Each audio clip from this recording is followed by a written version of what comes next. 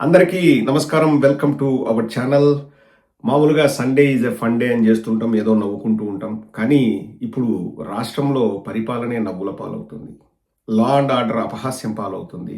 అసలు రాష్ట్రం ఒక జంగిల్ రాజ్ చేతుల్లోకి వెళ్ళిపోయింది. ఎర్రబుక్కు రాజ్యాంగంలోకి పూర్తిగా వెళ్ళిపోయింది. ఎర్రబుక్కు రాజ్యాంగంలో కొత్త చాప్టర్ ఓపెన్ చేశాడండి నారా లోకేష్. దాని పేరు సజీవ దహనాలు. ఇక కర్రలు వీటితో సరిపోదు అని చెప్పేసి పెట్రోల్ బాంబులతో మంత్రులను, అంటే మాజీ మంత్రులను, వాళ్ళ కుటుంబ సభ్యులను సజీవ దహనం చేయాలని చెప్పేసి వాళ్ళు కంకణం కట్టుకున్నారు. ఇక్కడ మనం చూడాల్సింది కూడా ఏంటంటే, అందులో ఎవరు బలి కావాలని వాళ్ళు డిసైడ్ అయ్యారంటే కాపులు, బీసీలని వాళ్ళు టార్గెట్ చేస్తున్నారు. ఇక్కడ ఇద్దరు మహిళలండి. ఒక మహిళ టీడీపీకి సపోర్ట్ చేస్తుంటే, ఇంకొకరు వారు నాకు తెలిసి జనసేన పార్టీలో ఉన్నారో, జనసేన సానుభూతి పరులు. కానీ ఇద్దరికి ఎంత తేడా ఉంది చూడండి. ఒక ఆవిడ పేరు వందన.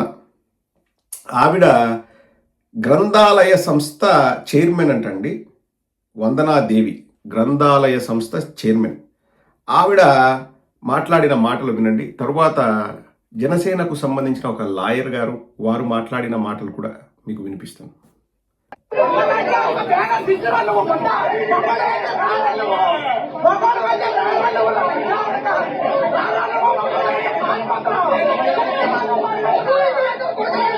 మొగోనివైతే బ్యానర్ చించురా లంజా కొడక, కొజ్జా లంజా కొడక, నువ్వు పారిపోతున్నావురా లంజా కొడక అని చెప్పేసి ఈవిడ గ్రంథాలయ సంస్థ చైర్మన్ అంట గుంటూరు జిల్లాకి. గ్రంథాలయ సంస్థ చైర్మన్ అంటండి గుంటూరు జిల్లాకి.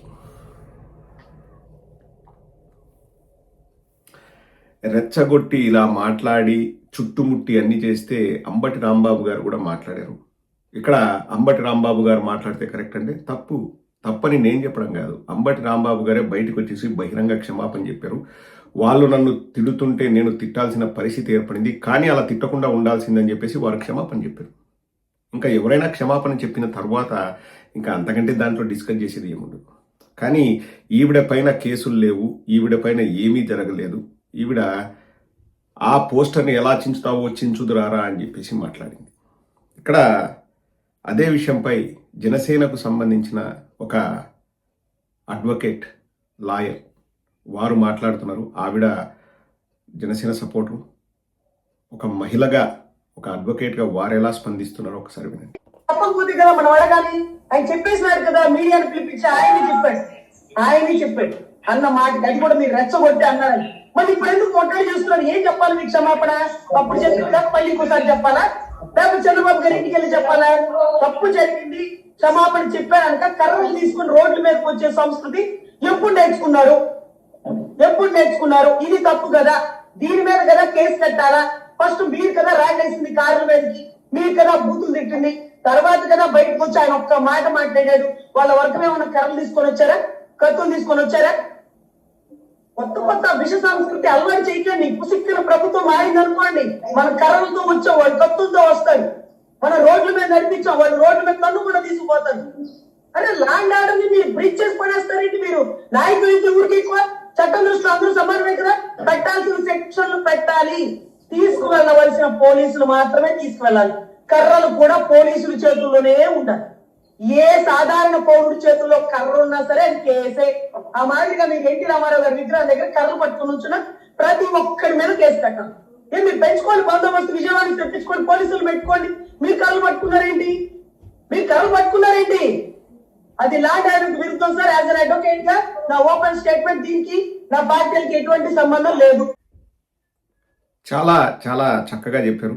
పార్టీలకు సంబంధం లేదు, ఒక అడ్వకేట్గా నేను మాట్లాడుతున్నాను అన్నారు. హ్యాట్స్ ఆఫ్ అండి. ఇంతకుముందు వీరు వైఎస్ఆర్ కాంగ్రెస్ పార్టీని విమర్శించుండొచ్చు. ఐ డోంట్ కేర్, బికాజ్ ప్రతి విమర్శ అనేది రాజకీయంలో భాగం. కానీ ఒక ఇన్సిడెంట్ జరిగినప్పుడు న్యాయం వైపు నేను నిలబడతా అని ఈవిడ మాట్లాడినందుకు నిజంగా ఆవిడకి హ్యాట్స్ ఆఫ్ అండి. ఇప్పుడు ఎవరు కర్రలు పట్టుకున్న శిక్షార్హులు. అసలు ఫస్ట్ ఆఫ్ ఆల్ ఆ పోస్టరు, ఆ బ్యానరు, ఆ హోర్డింగే పనికి మాలిన హోర్డింగ్ అండి. ఎక్కడ సిట్లో జగన్మోహన్ రెడ్డి గారు నేరం చేశారు, వైవి సుబ్బారెడ్డి గారు నేరం చేశారు, భూమన కరుణాకర్ రెడ్డి గారు నేరం చేశారని ఎక్కడ ఛార్జ్ షీట్లో వారి పేర్లు కూడా మెన్షన్ చేయలేదండి. ఎలా వాళ్ళు పోస్టర్లు వేస్తారు అంటే ఇక్కడ మీరు క్లియర్గా అర్థం చేసుకోండి. దొరికిపోయాం, కవర్ డ్రైవ్లు ఆడాలి, ఇప్పుడు ఎలా మనం కవరింగులు చేసుకోవాలి. ఇంకా సిట్టు పూర్తి బయటకు వచ్చి సిట్టు వాళ్ళు ఇలా అని ప్రకటించలేదండి. కోర్టులో ఇంకా తీర్పు రాలేదు. ఎందుకంత ఉలికిపాటు? అసలు ఇంకొక విషయం అండి, మీకు ఇంతకుముందు నేను చాలాసార్లు ఆ విషయం చెప్పాను, ఇప్పుడు కూడా నేను చెప్తాను. ఒక్కసారి ఆ విషయం మీరు అందరూ కూడా ఆలోచించండి. ఒకసారి ఏముందో కూడా, అంటే ఎన్డీడీబీ వాళ్ళ రిపోర్ట్లో ఏముందో కూడా నేను ఎన్డీడీబీ రిపోర్ట్ని చాట్ జీపీటీలో పెట్టి అది తెలుగులో తర్జుమా చేసి మీకు చెప్పిస్తాను, యాజ్ ఇట్ ఈస్గా చెప్తాను. ఒక్కసారి వినండి. ఇక్కడ నేను ఎక్కడ చంద్రబాబు లాగో ఇంకొకరిలాగో మోసాలు చేసి అబద్ధాలు చెప్పడం కాదు, ఒకసారి మీరు కూడా వినండి. ఇది ఎన్డీడీబీ వల్ల ఫైనల్ కంక్లూజన్ అండి. ఎన్డీడీబీ రిపోర్ట్లో ఫైనల్ కంక్లూజన్ ఎస్ వాల్యూ అని చెప్పి లాస్ట్ పేజ్లో ఇక్కడ వాళ్ళు ఏం రాశారంటే, S value equation for its suspected adulterants as per ISO 17678 అది ఏమేమి ఉండొచ్చు, ఉండే అవకాశాలు ఉంది, ఎస్ వాల్యూలో తేడా ఉంది కాబట్టి ఏమేమి ఉండే అవకాశాలు ఉన్నాయి అనేది ఇంగ్లీష్లో రాశారు. నేను దాన్ని చాట్ జీపీటీలో పెట్టి ఆ ఫోటోని తెలుగులో తర్జుమా చేయండి అని చెప్తే తెలుగులో తర్జుమా చేస్తూ ఆ చాట్ జీపీటీలో వచ్చిన విషయమే చదువుతాను చూడండి.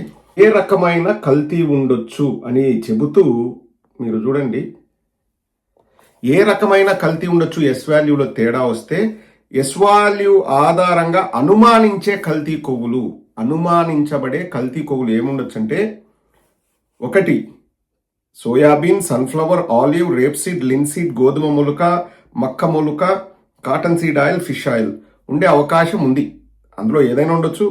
కొబ్బరి నూనె, పామ్ కర్నల్ ఫ్యాట్ అయినా ఉండొచ్చు, పామ్ ఆయిల్, బీఫ్ టాలో అయినా ఉండొచ్చు, లార్డ్ పందికొవ్వు అయినా ఉండొచ్చు. మొత్తం కల్తీ సూచన అంటే వెజిటబుల్ ఆయిల్స్ లేదా ఇతర జంతు కొవ్వులు కలిసే అవకాశం ఉంది. సో ఎన్డీడీబీ వాళ్ళ రిపోర్ట్లు ఎస్ వాల్యూ తేడా వచ్చింది, ఇవి ఏవైనా ఉండే అవకాశం ఉంది, ఇందులో ఏదైనా ఉండే అవకాశం ఉంది అని చెప్పారు. ఇందులో ఉంది అని చెప్పలేదు. చంద్రబాబు నాయుడు గారు సెప్టెంబర్ 18వ తేదీ అంటే 23వ తేదీ రిపోర్ట్ వస్తే ఆ రోజు వెజిటబుల్ ఆయిల్ ఉందని చెప్పేసి శ్యామలరావు గారు చెప్తే, సెప్టెంబర్ 18 చంద్రబాబు నాయుడు గారు వచ్చేమన్నారు, నెయ్యికి బదులు జంతు కొవ్వు ఉంది అన్నారు. పవన్ కళ్యాణ్ గారు ఒక అడుగు ముందుకేసి ఏమన్నారు, సౌరభ్ బోరా గారు, జూపల్లి రామేశ్వరరావు గారు తలా 2000 కేజీల నెయ్యిని వాళ్ళు కానుకగా తిరుమలకిస్తే వాళ్ళు లడ్డూలు తయారు చేసి అయోధ్యకు పంపించారు. అసలు ఈ ట్యాంకర్లో వచ్చిన నెయ్యి కానే కాదు. సో ఈ ట్యాంకర్లు ఎప్పుడు వచ్చాయి? చంద్రబాబు నాయుడు గారి హయాంలో వచ్చిన ట్యాంకర్లలో వాళ్ళు తెప్పించుకున్న నెయ్యిలో కల్తీ ఉంది. అంతకుముందు ఎక్కడ రిపోర్ట్స్లో కల్తీ లేవు. అనుమానాలు ఉన్నప్పుడు వెజిటబుల్ ఆయిల్ లేకపోతే పామ్ ఆయిల్ ఏదైనా కలిసినప్పుడు అనుమానాలు ఉంటే బోలే బాబా వాళ్లకు 2022లో క్యాన్సిల్ చేసింది వైఎస్ఆర్ కాంగ్రెస్ పార్టీ, ఆ ప్రభుత్వంలోని పాలక మండలి. ఈ శాంపిల్స్ వీళ్ళు తీసింది చంద్రబాబు నాయుడు హయాంలో. ఇప్పుడు శాంపిల్స్ ఇలా ఉన్నాయి కాబట్టి గత 5 ఏళ్లలో ఉండే అవకాశం ఉంది, ఉండిండొచ్చు అని చెప్పేసి అది ఒక ఊహ మాత్రమే. అండ్ ఇక్కడ కూడా ఎన్డీడీబీ వాళ్ళు ఎస్ పంది కొవ్వు ఉంది, ఎస్ బీఫ్ ఉంది, ఎస్ ఫిష్ ఆయిల్ ఉందని చెప్పలేదు. ఎస్ వాల్యూ తేడా ఉంది కాబట్టి ఇవి ఏవైనా ఉండొచ్చు అని చెప్పేసి వాళ్ళు చెప్పారు. తరువాత ఇంకొక ల్యాబ్లో వీళ్ళు మన ఇన్వెస్టిగేషన్ టీం వాళ్ళు, సిట్ వాళ్ళు అదే శాంపిల్స్ని పంపిస్తే ఆ ల్యాబ్ నుంచి ఏమీ లేవు అందులో అని చెప్పేసి వాళ్ళు రిపోర్ట్ ఇచ్చారు.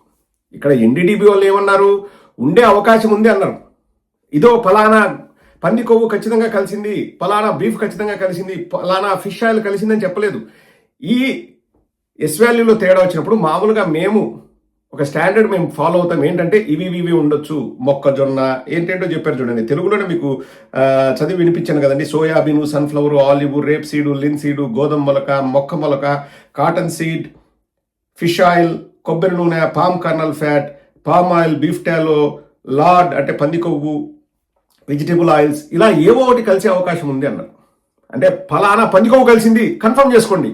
జై శ్రీరామ్, సారీ ఇది శ్రీరామ్ది కాదు కదా, చంద్రబాబు జై శ్రీరామ్ అనేది వైజాగ్లో ఏదో కాదు, నమో వెంకటేశాయ పంది కొవ్వు కలిసింది అని చెప్పేసి ఎన్డీడీబీ వాళ్ళు చెప్పలేదండి.